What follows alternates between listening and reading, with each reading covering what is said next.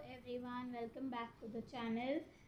Are square मैंने cover किया था इकोनोमेट्रिक्स के लास्ट वीडियो में। मैंने उसके फॉर्मूलाज कवर कर दिए हैं।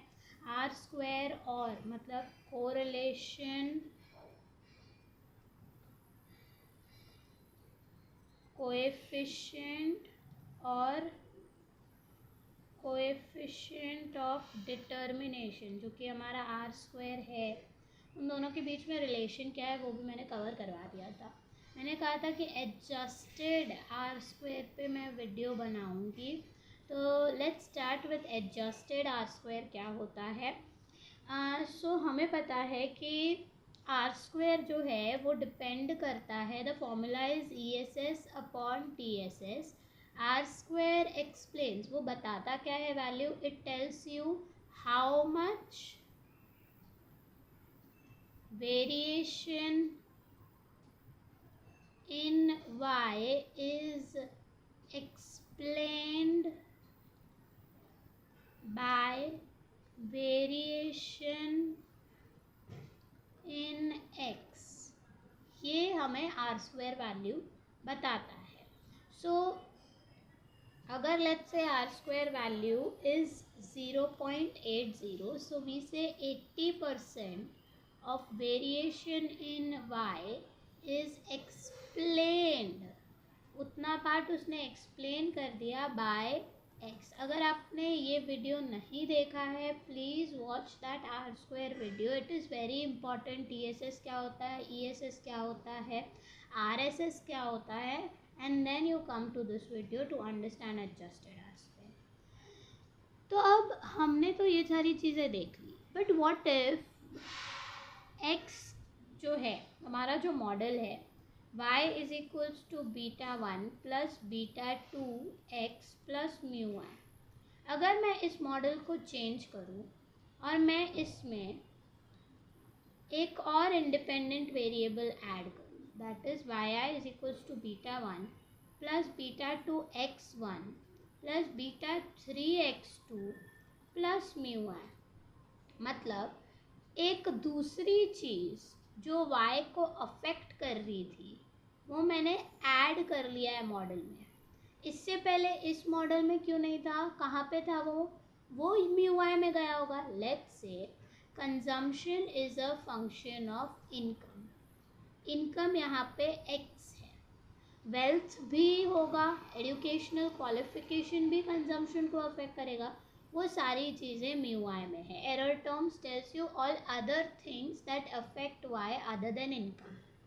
अब इस मॉडल में, ये वाले मॉडल में, मैं consumption is a function of income and wealth ले लेती हूँ।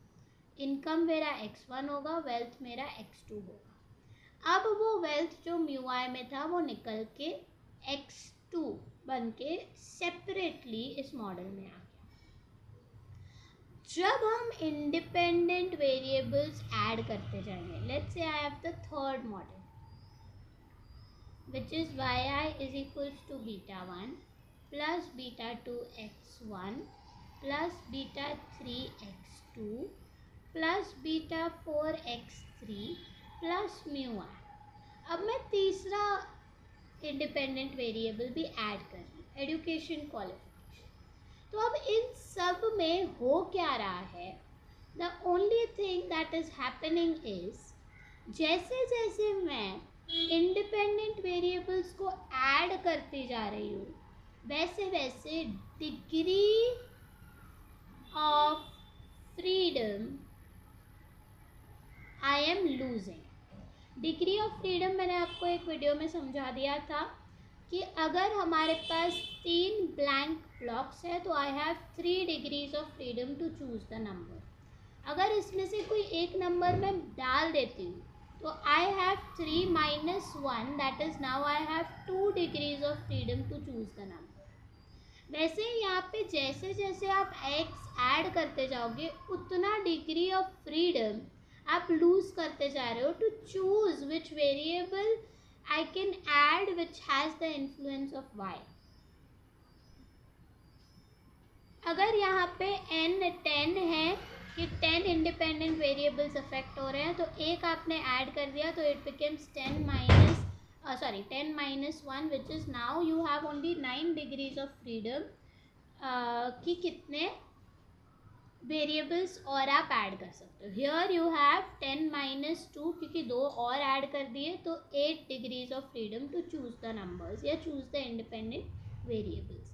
तो एक साइड क्योंकि आप ऐड करते जा रहे हो आपका डिग्री ऑफ फ्रीडम कम होते जा रहा है. On the other side what is happening is this is one side degree of freedom you are losing. On the other side what is happening is जैसे जैसे आप इंडिपेंडेंट वेरिएबल्स को error से निकाल के इधर डाल रहे हो तो ये अगर मेरा टोटल TSS था तो पहले वाला जो रिग्रेशन है वो इधर से पास होगा. इतना पार्ट वो एक्सप्लेन कर पा रहा है, इतना पार्ट नहीं एक्सप्लेन कर पा रहा है. This is RSS. मतलब ये बाकी चीज़ें जो हैं जो म्यू आई के अंडर हैं जैसे वेल्थ हो गया, एजुकेशन क्वालिफिकेशन होगा या कोई और चीज़ें हैं वो पार्ट इतने पार्ट को एक्सप्लेन कर रहा है. अगर मैं वेल्थ को ऐड कर देती हूँ तो ऑब्वियसली ये जो लाइन है थोड़ी सी शिफ्ट हो जाएगी ऊपर क्योंकि एजुकेशन क्वालिफिकेशन जो है वो अब मॉडल में थोड़ा सा और एक्सप्लेन कर पा रहा है वाई को तो वो थोड़ा ऊपर शिफ्ट हो रहा है. दिस पार्ट ये तो हमारा इनकम के वजह से एक्सप्लेन हो रहा था. अब ये पार्ट एजुकेशन अगर मैंने एजुकेशन क्वालिफिकेशन ऐड कर दिया है मॉडल में x2 के तौर पे तो ये पार्ट मेरा वो एजुकेशन क्वालिफिकेशन एक्सप्लेन कर रहा है. तो जैसे जैसे आप म्यू आई से निकाल के x वैल्यूज़ ऐड करते जाओगे इंडिपेंडेंट वेरिएबल्स को ऐड करते जाओगे उतना उतना मॉडल एक्सप्लेन करता जाएगा y को और एरर कुछ कम बच जाएगा, बहुत ही कम हो जाएगा error.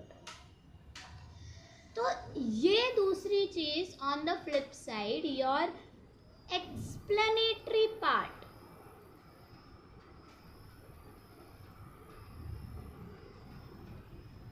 is increasing, that is ESS is increasing but your degrees of freedom are losing.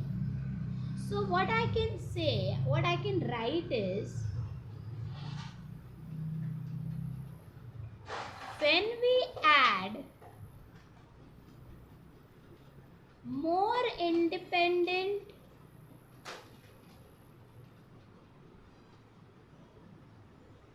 variables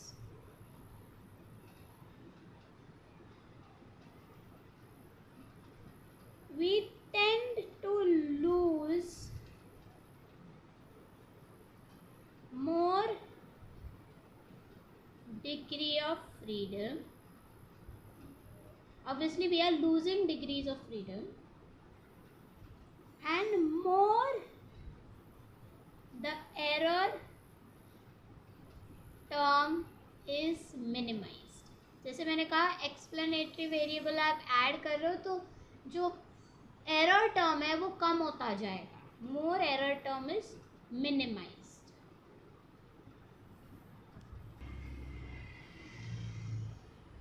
what happens when degree of freedom DOF is degree of freedom decreases. On the other hand when degree of freedom is lost explanatory process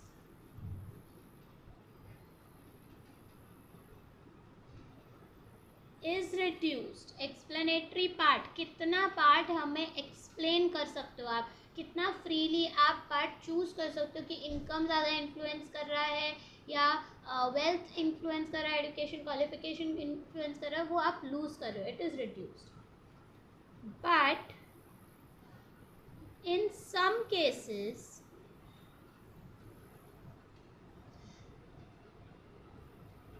the new added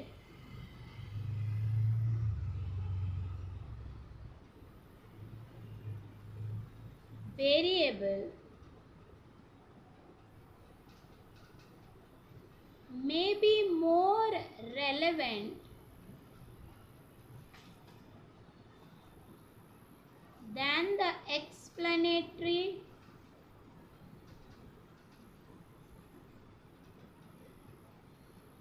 power increases. अब अगर degrees of freedom आप loose कर रहे हो और जिस variable को आप ऐड कर रहे हो अगर उसमें उतना पावर नहीं है, वो वाई को इतना इन्फ्लुएंस नहीं करता, तो एक्सप्लेनेटरी प्रोसेस ज़्यादा ESS जैसे वो शिफ्ट मैंने बताया वो ज़्यादा शिफ्ट नहीं होगा. But if it is most relevant और वो ज़्यादा इन्फ्लुएंस कर रहा है वाई को, then the explanatory variable will increase, explanatory power will increase. मतलब जो वैल्यू 0.7 पहले थी आर स्क्वायर की कि सिर्फ 70% एक्सप्लेन कर पा रहा है, अब वो 80% एक्सप्लेन कर पाएगा. So from one perspective it is reducing and from the other perspective it is increasing. So जब डिग्री ऑफ फ्रीडम के पर्सपेक्टिव से हम देखें तो it is reducing. You are losing the freedom to choose the independent variable. So explain आप कर सकते थे कि हम बोल सकते थे कि वेल्थ ज़्यादा इफेक्ट करता है, एजुकेशन क्वालिफिकेशन नहीं, तो हमें वेल्थ को ऐड करना चाहिए. You had that freedom to choose the explanatory variable, but अब आप वो पावर नहीं है आपके पास, तो एक तरीके से वो रिड्यूस हो रहा है, whereas दूसरे तरीके से आपका वैल्यू बढ़ रहा है अगर वो जो वेरिएबल आपने ऐड किया है वो ज़्यादा इन्फ्लुएंस कर रहा है. So from one aspect it is reducing and other aspect it is increasing. So किसका वेटेज या किसका इन्फ्लुएंस ज़्यादा होगा, अकॉर्डिंगली आर स्क्वायर की वैल्यू बढ़ेगी या घटेगी. इस वजह से उन्होंने क्या किया, ऑब्वियसली अगर हम इसका कंक्लूजन निकालें तो अगर वेरिएबल जो ऐड किया गया है इज नॉट रेलेवेंट, जो ऐड किया गया है that is not relevant, then your adjusted R square, हमने नया टर्म निकाल दिया कि adjusted R square will reduce and if it is more relevant it will increase. अब एडजस्टेड आर स्क्वायर क्या करता है, एडजस्टेड आर स्क्वायर इनका नेट इफेक्ट को चेक करता है कि एक साइड से वो कम हो रहा है, दूसरे साइड से बढ़ रहा है, तो उसका नेट इफेक्ट क्या है आर स्क्वायर की वैल्यू पे. एडजस्टेड आर स्क्वायर उस हिसाब से वो कैलकुलेट होता है. सो एडजस्टेड आर स्क्वायर का फॉर्मूला क्या हो गया, when you divide both the terms, जैसे आर स्क्वायर की value was ESS upon TSS, which is also equal to 1 minus RSS upon TSS. ये मैंने आपको करवा दिया था. When you divide RSS and TSS with their respective degrees of freedom, for example 1 minus RSS upon n minus k upon TSS upon n minus 1, where k is your intercept and the parameters or number of parameters, total number of parameters. मतलब अगर मेरा model ये वाला है, ये वाला model है, सो 1 intercept 2 3 4, total 4 is my k, n minus k, that is if I have 10, total n, 10 minus 4, 6 degrees of freedom are left out. तो वो उस हिसाब से आप कैलकुलेट करोगे your n minus k, n minus 1 total sum of square.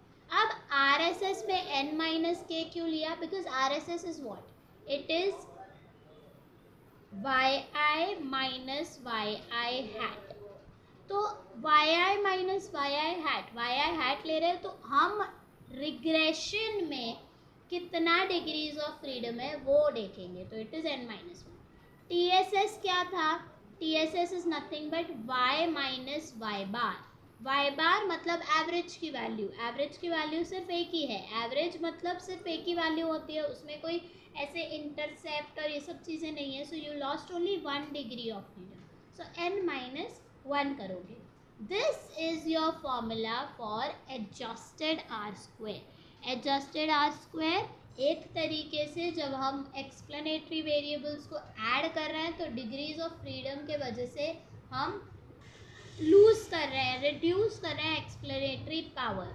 दूसरी तरीके से अगर वो वेरिएबल जो हम ऐड कर रहे हैं वो ज़्यादा रेलेवेंट निकला तो हमारा एक्सप्लेनेटरी पावर बढ़ जाएगा।